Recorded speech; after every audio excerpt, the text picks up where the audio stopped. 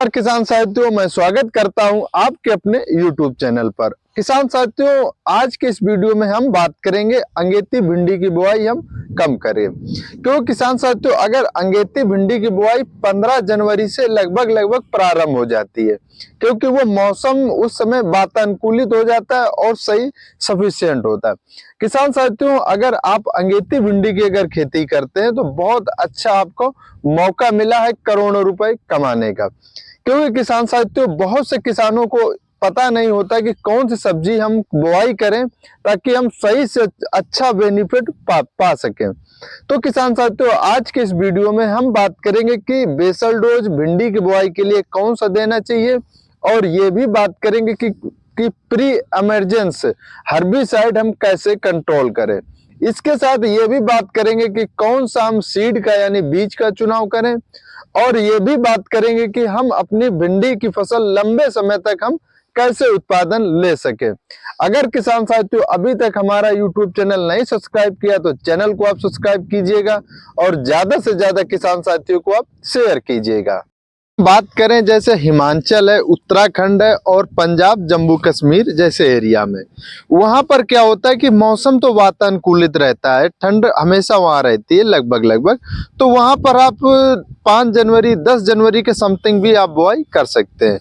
लेकिन जो समतल एरिया जैसे उत्तर प्रदेश है, मध्य प्रदेश है, राजस्थान है, बिहार है, तो इन एरियाओं में आप लगभग 15-20 जनवरी से आप बुआई कर सकते हैं। बहुत सफिशिएंट मौसम रहता है उस एरिया में। लेकिन किसान साथियों, डिपेंड करता है कि आपकी अगर मिट्टी उपजाऊ कितनी है। अगर मिट्टी आपकी अच्छा खासा उपजाऊ है तो आप बेसल डोज जो हम बताएंगे उसे आप कम मात्रा में भी आप प्रयोग कर सकते हैं, जैसे कि गोबर की खाद है, MOP है और SSP है वगैरह।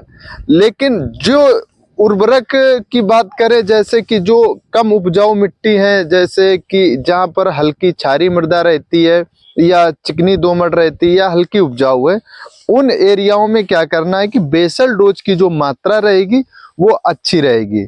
जो हम बताएंगे उस अनुसार ही आपको करना होगा। क्योंकि किसान साथियों, अगर हम बेसल डोज अगर हम सही समय पर और सही दे देते हैं तो भिंडी की जो फसल होती है वो लंबे समय तक चली जाती, लॉन्ग टर्म तक चली जाती।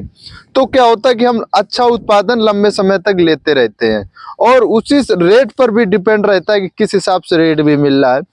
तो किसान साथियों, उसमें क्या होता है कि जो हमारी भिंडी में रोग भी लगने वाले होते हैं, इंसेक्ट डिजीज भी लगने वाले होते हैं, तो क्या होता है कि हमारी अगर भिंडी की फसल अगर ताकतफुल होगी, एनर्जी फुल होगी, तो उसमें बहुत कम चांसेस रहते हैं कि कोई फंगस का अटैक हो पाए, कोई इंसेक्ट का अटैक हो पाए। अगर वहीं पर हमारी अगर फसल कमजोर रहेगी तो ज्यादा अटैक बने रहते हैं। तो आप एक अनुमान भी लगा सकते हैं कि कोई अगर ताकतफुल आदमी होता है तो उसके सामने हर एक आदमी झुकने आता है, तो उसी तरीके से फसल भी होती है। तो किसान साथियों, आज के वीडियो में हम बहुत सारी चर्चाएं करने वाले। अगर अभी तक भी हमारा YouTube चैनल नहीं सब्सक्राइब किया तो जरूर चैनल को आप सब्सक्राइब कीजिएगा।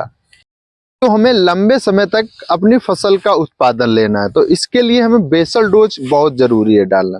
बेसल डोज की अगर हम बात करें तो आप क्या कीजिएगा कि तकरीबन 3 ट्रॉली आप गोबर की खाद, जो सड़ी गली वो काली खाद आती है, वो डालिएगा।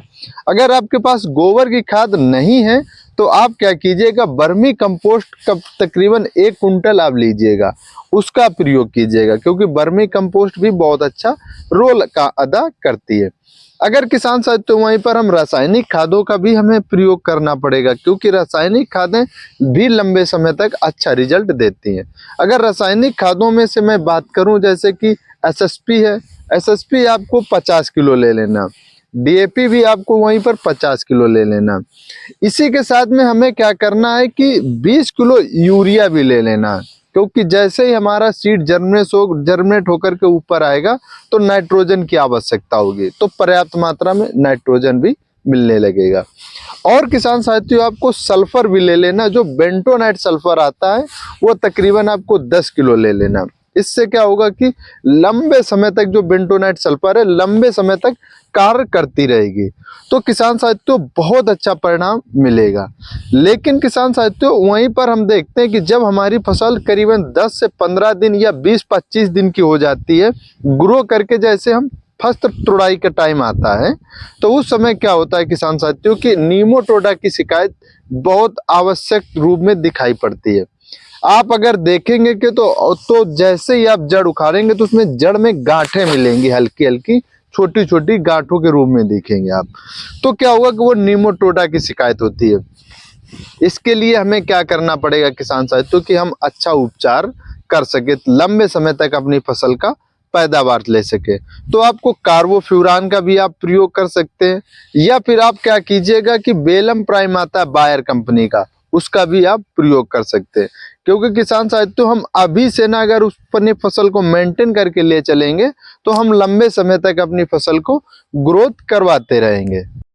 तो जब हम बेसल डोज अपनी फसल को दे चुके होंगे, आप ऊपर से पाटा लगवा दीजिएगा। पाटा लगवाने के बाद में अब बात करेंगे कि हम अपने अच्छी किस्मों का चुनाव कैसे करें, कौन सी ऐसी किस्में हैं जो हम अच्छा लगा सके तो लंबे समय तक पैदावार करते हैं। तो अगर किस्मों की बात करते हैं हम साथियों, सबसे प्रचलित अगर बीज की बात करें तो राधिका आती है वैरायटी, बहुत अच्छी वैरायटी है।